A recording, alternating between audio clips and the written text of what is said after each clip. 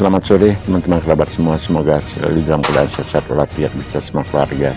Berjumpa kembali dengan video saya yang sangat sederhana. Kali ini kembali saya berbagi untuk melakukan pukulan samsa. Saya permintaan teman-teman agar dibuatkan tutorial menggunakan media samsa sebagai partner olahraga di usia lanjut. Nah teman-teman, untuk kali ini apa yang saya sampaikan tadi dengan kerendahan hati saya sampaikan bahwa video yang sangat sederhana sekali.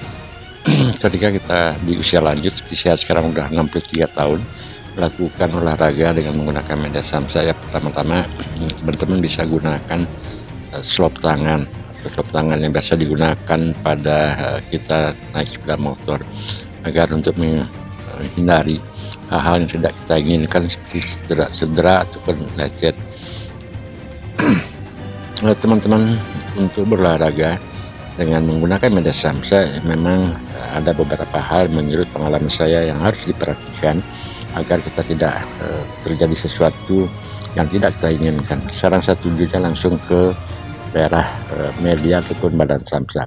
Ini samsa ya, kita gunakan sasaran saja di pinggir, artinya untuk melakukan gerakan pukulan tidak sepenuhnya dengan menggunakan tenaga ataupun tidak sepenuhnya menyentuh ke badan samsa. Sekali kita plesetkan, artinya untuk memberikan peluang gerak ketika kita melakukan pelatihan.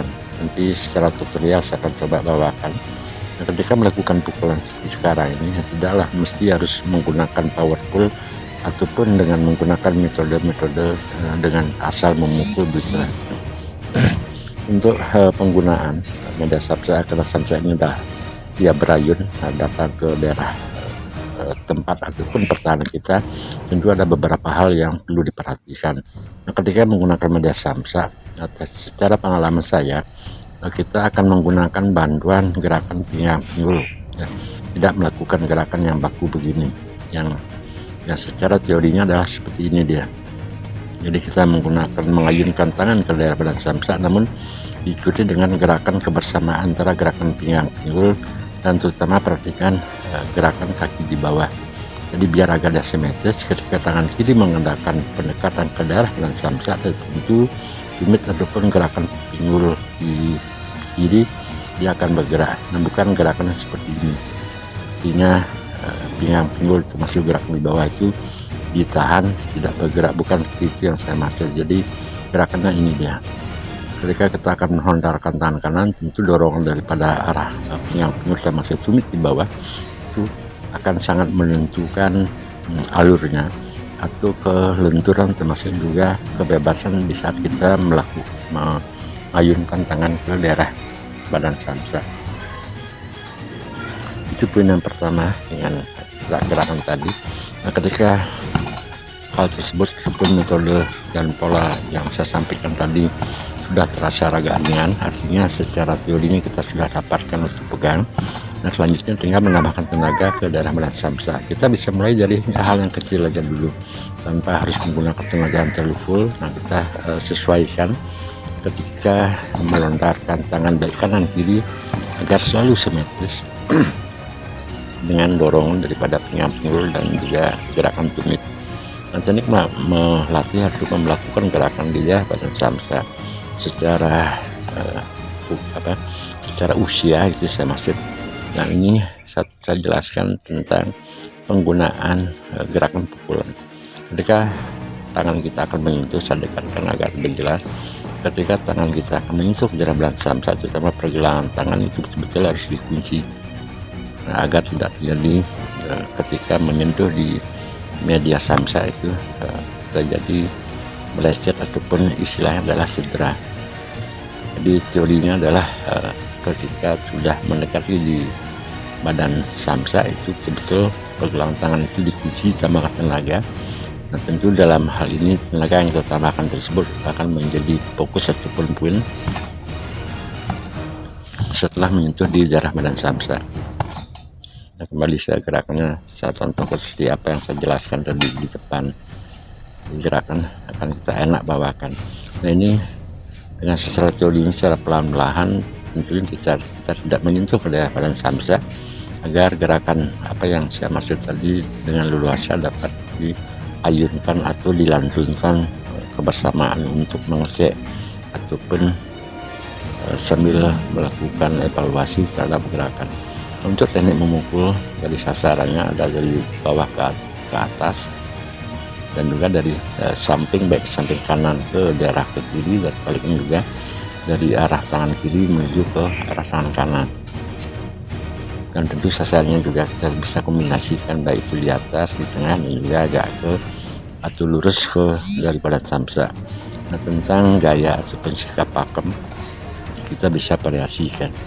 Nah, ini masih dalam status kita melemaskan, artinya mengkombinasikan, mengelastiskan otot-otot kita, baik yang ada di pinggang, pinggul, tumit, paha, termasuk juga di dada.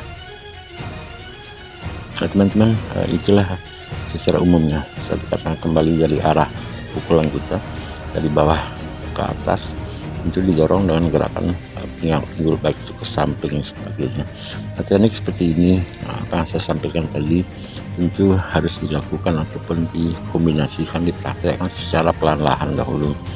Mereka kita mengatakan usia sudah lanjut usia, dan samsa ini adalah kita anggap sebagai teman bermain atau partner gitu ya teman-teman, sehingga metode ataupun cara berpikir kita berolahraga di usia lanjut dengan usia muda tentu beda. Di saat usia muda, tenaga termasuk juga bentuk-bentuk otot, kelemasan dan power itu tentu akan sangat berbeda. Di saat secara alami kita sudah mengalami penambahan usia setiap tahun.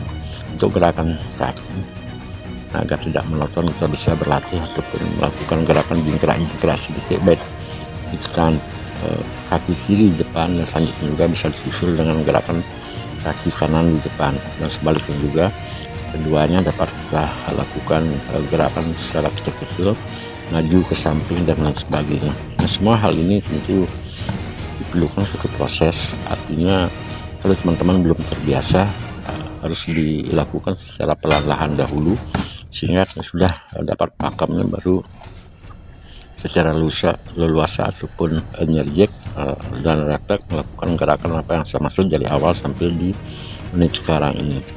Nah, teknik memukul seperti ini tentu apa yang saya sampaikan tadi, selain langsung kita praktekkan di daerah media samsa atau badan samsa, kita sebaiknya juga lakukan di luar lokasinya tanpa menyentuh samsa seperti peragaan sekarang ini. Dan catatan dari sekian menit yang telah lewat ini, jadi teman-teman harus secara santai melakukan gerakan ini. Artinya tidak melakukan fokus atau mendapatkan hasil harus dengan keras, harus dengan tenaga yang full dan sebagainya. Karena teman-teman yang kita ajak diskusi tentang teknik memukul samsa di usia lanjut, ya kebanyakan memang akhirnya mengalami kejenuhan ataupun cedera tangan dan juga di daerah lengan, karena belum secara teori kita tidak pelajari, namun begitu melihat samsa akhirnya dengan mengandalkan kekuatan tenaga termasuk juga tangan, akhirnya melakukan gerakan pukulan, sehingga itulah yang sering menyebabkan cedera otot, termasuk juga cedera di bagian tubuh kita yang tidak kita inginkan. Gerakan pinggul saya kembali jelaskan tadi, gerakan dada itu tentunya harus simetris ya, yang gerakan dada bahu tersebut. Yang gimana tekniknya kita, ataupun teman-teman yang belum terbiasa menggunakan samsa, seandainya memang ada keinginan, mudah-mudahanlah tutorial yang sangat singkat dan simpel ini dapat membantu. Dan akhirnya saya tetap berpikiran bahwasannya ketika kita masih usia muda dan juga usia lanjut, tentu semua hal baik itu dari gerakan, dari tenaga dan juga otot pasti akan mengalami satu perubahan. Namun harapan saya adalah ketika teman-teman belum memegang teori, agar tidak melakukan pukulan samsa secara secara keinginan sendiri dengan mengandalkan power besar atau juga dengan yang lain. Nah, terima kasih teman-teman, semoga bermanfaat.